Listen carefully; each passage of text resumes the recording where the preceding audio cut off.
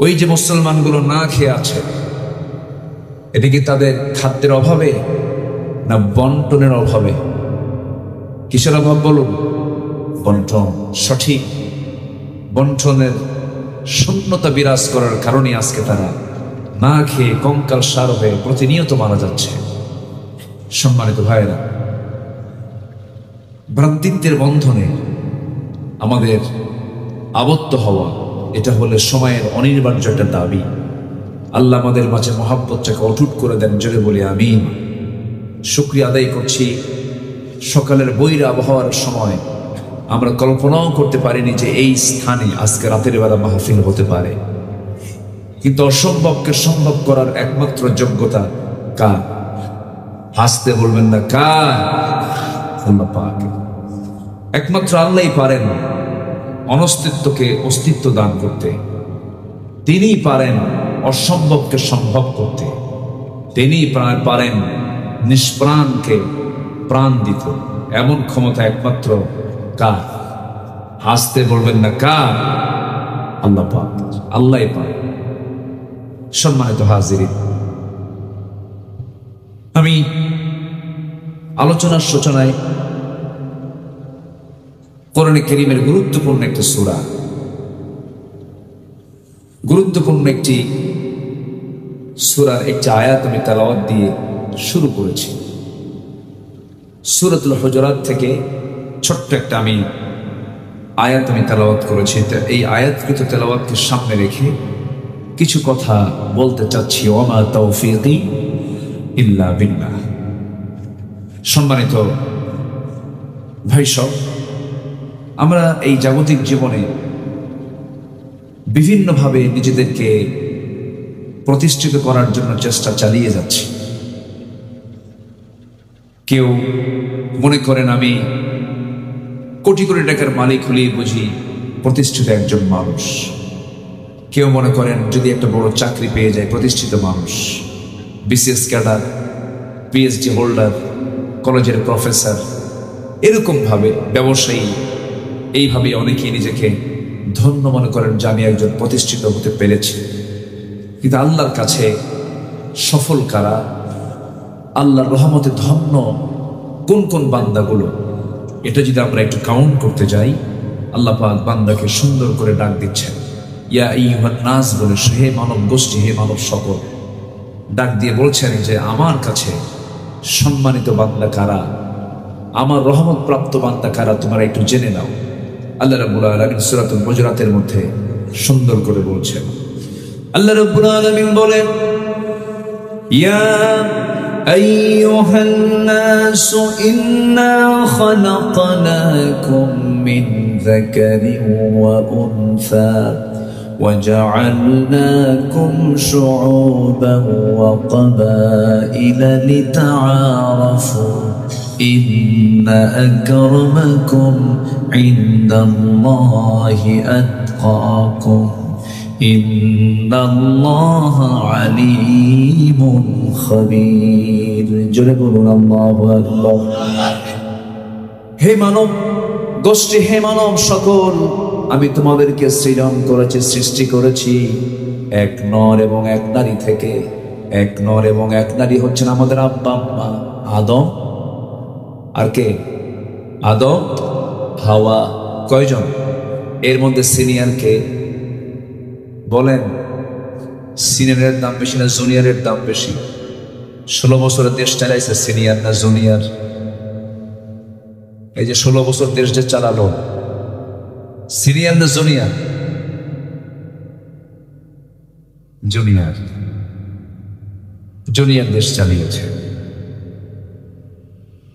চালাতে হবে কাদেরকে? কারণ নেতৃত্ব দেবে এমন কথা মনে হয় কোরআনে পাক পড়েছে নাকি? আছে না নাই? আর রিজালু কাওয়ামুনা আলা নিসা, মেয়েদের পরিচালক হবে পুরুষরা। হজে যেতে নেতৃত্ব দেবে কে? মহিলা না পুরুষ? হজের সফরে কোনো মহিলা যদি একা রওনা দেয় হজ হবে? ওমরে যদি একা রওনা দেয় হজ হবে? হবে না। সাথে একজন পুরুষকে থাকতে হবে এবং তিনি নেতৃত্ব দিবেন। তিনি কি দিবেন? নেতৃত্ব দিবেন। তিনি সাথে করে নিয়ে যাবেন। মাহরাম ছাড়া কোনো হাজির হজ কবুল হয় না, কোনো ওমরাকারীর ওমরা কবুল হয় না। এখানে নেতৃত্ব দিতে হবে হচ্ছে পুরুষকে। নামাজের ইমামতির দায়িত্ব পালন করার জন্য দায়িত্ব নিতে হবে নারীকে না পুরুষকে। কিন্তু নারী প্রধানমন্ত্রী, পুরুষ তো প্রধানমন্ত্রী না, কিন্তু মসজিদে নামাজ পড়াতে গেলে কি হবে? পুরুষকে ইমামতির দায়িত্ব পালন করতে হবে।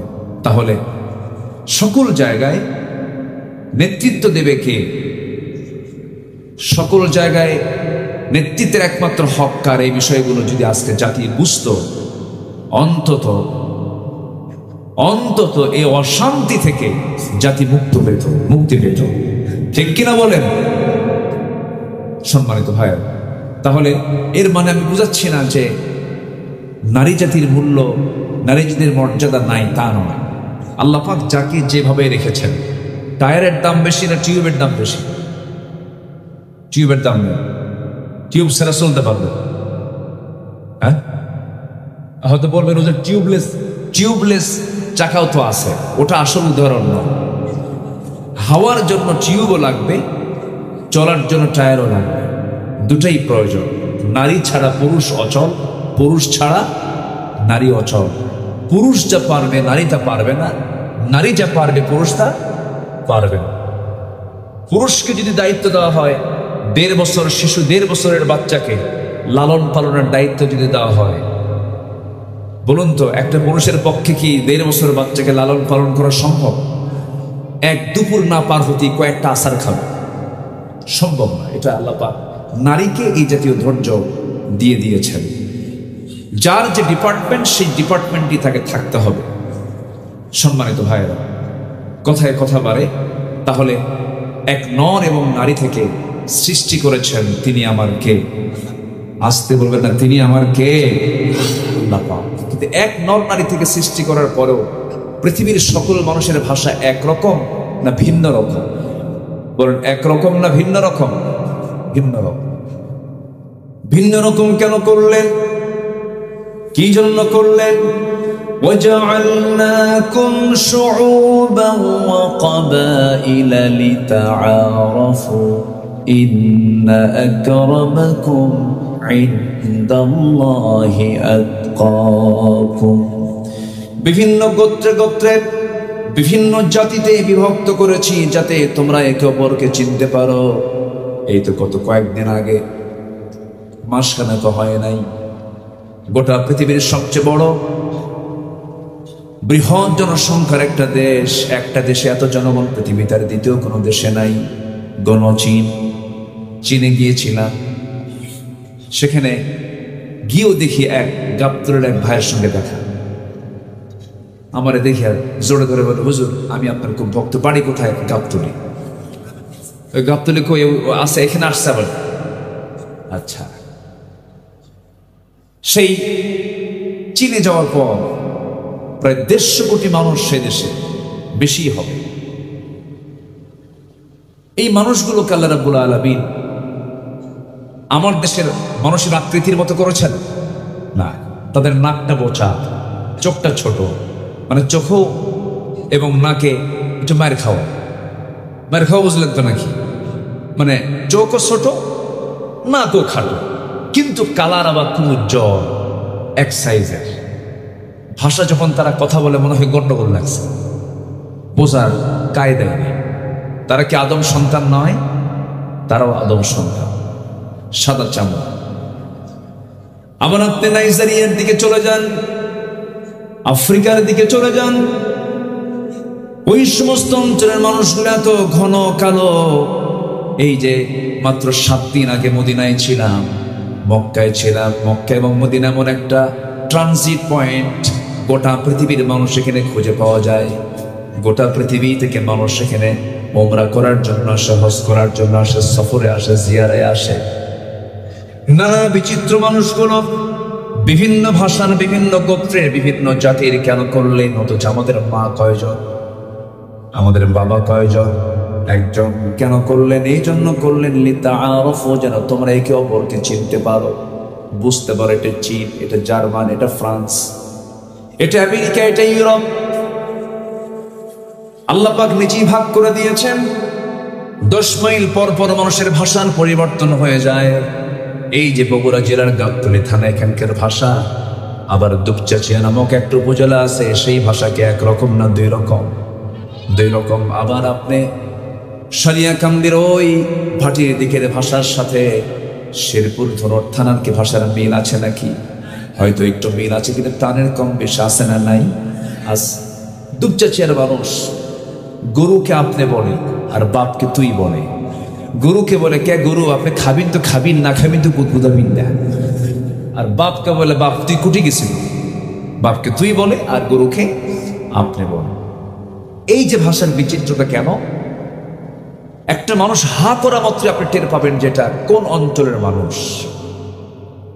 গত পরশুদিন আমার চট্টগ্রামে মাহফিল ছিল, চট্টগ্রাম মেইন প্রপারে মাহফিল ছিল। সেই চট্টগ্রামের ভাষায় যদি আমি এখন কথা বলা শুরু করি 1% বুঝবেন না আপনারা, এত জটিল। দেশ কি ভিন্ন না একই দেশ? একই দেশ। তো এই যে ভাষাগুলোকে আল্লাহ পাক কেন চেঞ্জ করেছেন? এগুলো পাসওয়ার্ড করে দিয়েছেন, আঞ্চলিক পাসওয়ার্ড। দুপচাচিয়া এমন, আদম দেখি এমন, গাবতলী এমন, শেরপুর এমন, শাহজাহানপুর এমন। আপনি ভাবতেছেন যে শাহজাহানপুরের সঙ্গে আপনার মিল আছে না, একটু যাবেন দেখবেন যে ভাষা একটু চেঞ্জ হয়ে গেছে। এই যে ডিফারেন্স, এটা করেছেন কেন? যেন তোমরা একে অপরকে চিনতে পারো, এটা কোন জাত, এটা কোন গোত্র, এটা কোন দেশ। আল্লাহ পাক এটাকে বিভিন্ন ভাগে বিভক্ত করেছেন। তবে আল্লাহ পাক বলছেন বংশগত, জাতিগত কৌলিন্য দিয়ে আমার নৈকট্য হাসিল সম্ভব নয়। আমার নৈকট্য হাসিলের জন্য যে গুণ তোমাদের থাকতে হবে, সেই গুণ হচ্ছে সবচেয়ে আমি আল্লাহ, আমাকে ভয় করতে হবে। যেরকম সুবহানাল্লাহ। যদি বংশগত মর্যাদা দিয়ে যদি মানুষের মূল্যায়ন হতো, বেলাল কি মালিক না গোলাম? বলেন বেলাল মালিক না গোলাম? শুধু গোলাম না গোলাম জাদা? বলেন গোলাম জাদা গোলাম, বাপও গোলাম ছিল। সামাজিক কোনো মর্যাদা ছিল না, কোন গুণ, সামাজিক কোন বিশেষ কোন পরিচয় তার ছিল না, এবং বাহ্যিকভাবে চেহারারও কোনো সৌন্দর্য ছিল না। শুধু কালো না, চেহারার যে স্ট্রাকচার এটাও সুন্দর ছিল না। মাথার চুলগুলো ছিল খাড়া খাড়া, দুটো ঠোঁট ছিল মোটা মোটা, নিচের ঠোঁট মোটার চোটে নিচের দিকে নেমে আসতো, নিচে হেলে পড়ত। দাঁতগুলো ছিল ফাঁকা ফাঁকা, নাকটা ছিল বোচা, পাহাড়ের মতো বিশাল বডি ছিল সাইয়েদনা বেলাল বিন রাবাহ রাদিয়াল্লাহু তাআলা আনহু। কিন্তু আল্লাহ তাআলা তার চেহারা দেখেছেন, বংশ দেখেছেন, জাতি দেখেছেন, না তাকওয়া দেখেছেন? বলেন কি দেখেছেন? তাকওয়া দেখেছেন।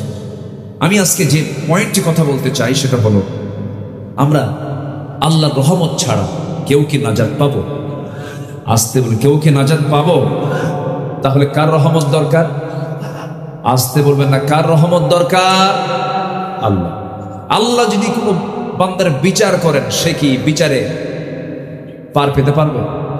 আসতে পার পেতে পারবে?